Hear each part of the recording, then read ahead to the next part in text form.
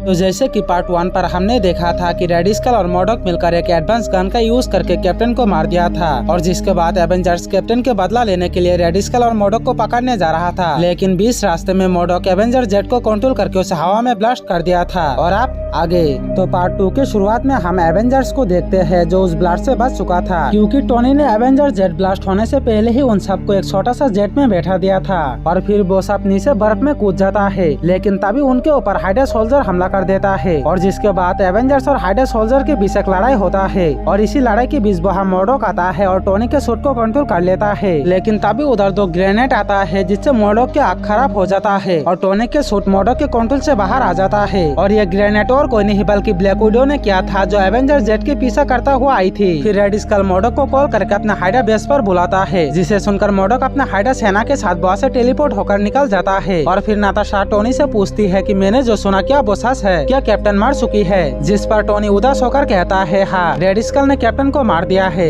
लेकिन तभी नाताशा कहती है कि नहीं, रेड स्कल ने कैप्टन को मारा नहीं बल्कि उसे टेलीपोर्ट किया है, क्योंकि रेड स्कल को कैप्टन के बॉडी चाहिए था। अब हमें तुरंत हाइड्रा बेस पर जाना होगा इससे पहले कि रेड स्कल कैप्टन के बॉडी पर कब्जा कर ले। और नाताशा की ये बात सुनकर सभी एवेंजर्स हैरान हो जाता है और तुरंत हाइड्रा बेस की तरफ निकल जाता है। जहाँ हाइड्रा बेस पर पहुँचते ही उनके ऊपर रॉबर्ट गार्ड हमला कर देता है और वो सब किसी तरह से बचकर अंदर घुसता है। अंदर लैब पर जाकर टोनी तुरंत मोडोक पर हमला करता है जो रेड स्कल और कैप्टन के ऊपर एक्सपेरिमेंट कर रहा था।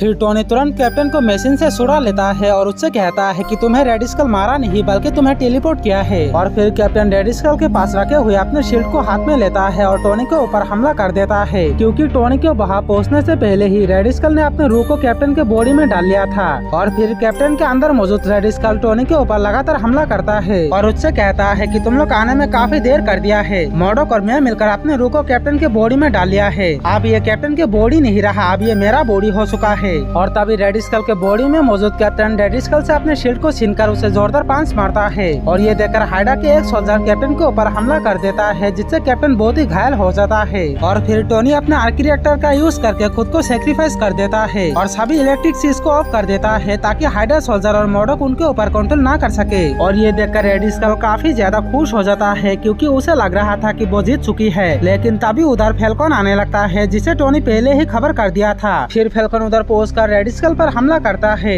फिर उस लैब पर बाकी एवेंजर्स भी आ जाता है। टोनी उन सबको बताता है कि रेड स्कल ने अपने रूह को कैप्टन के अंदर डाल लिया है। ये कैप्टन नहीं बल्कि रेड स्कल है और रेड स्कल के बॉडी में मौजूद वो कैप्टन है। और तभी वो लोग देखता है कि उधर हाइड्रा के सोल्जर आने लगता है और जो देखकर टोनी जर्बे से कहकर वापस अपने सूट को एक्टिवेट कर लेता है। और फिर टोनी थॉर और हल्क को मोडोक को देखने के लिए कहता है, हॉकाई और ब्लैक विडो को हाइड्रा सेना और फैल्कन को उस बॉडी ट्रांसफर करने वाला मशीन को एक्टिवेट करने के लिए कहता है। और जो सुनकर सभी अपने अपने काम पर लग जाता है। और फिर टोनी रेड स्कल को पकड़कर उसे उस ट्रांसपोर्ट मशीन में डाल देता है और कैप्टन को भी उस मशीन के अंदर जाने को कहता है। और जिसके बाद फैल्कन मशीन को एक्टिवेट कर देता है, जिससे कैप्टन अपने बॉडी में और रेड स्कल अपने बॉडी में ट्रांसफर हो जाता है। और जिसे देखकर सभी एवेंजर्स काफी ज्यादा खुश हो जाता है। लेकिन तभी रेड स्कल एक इविल स्मेल करता है और कहता है हमारे फर्स्ट मिशन तो सक्सेस नहीं हो पाया, पर हमारे सेकंड मिशन जरूर सक्सेस होगा। और इतना कहकर रेड स्कल मोडोक को इशारा करता है, जिससे मोडोक टोनी के सूट पर कंट्रोल कर लेता है और टोनी के सूट और आर्क रिएक्टर उसके बॉडी से निकलकर रेड स्कल को पहना देता है और जिससे टोनी के सारा कंट्रोल रेड स्कल को मिल जाता है। और फिर रेड स्कल मोडोक के साथ तुरंत वहाँ से टेलीपोर्ट होकर भाग जाता है। और फिर एवेंजर्स तुरंत टोनी के पास जाता है जो अपने लास्ट सांसें ले रहा था। फिर टोनी कैप्टन से कहता है कि मैंने तो तुम्हें बचा लिया कैप्टन, अब तुम्हारी बारी। और इतना कहकर टोनी अपने आखिरी सांस छोड़ देता है और इसी के साथ ये एपिसोड भी यहीं पर खत्म हो जाता है।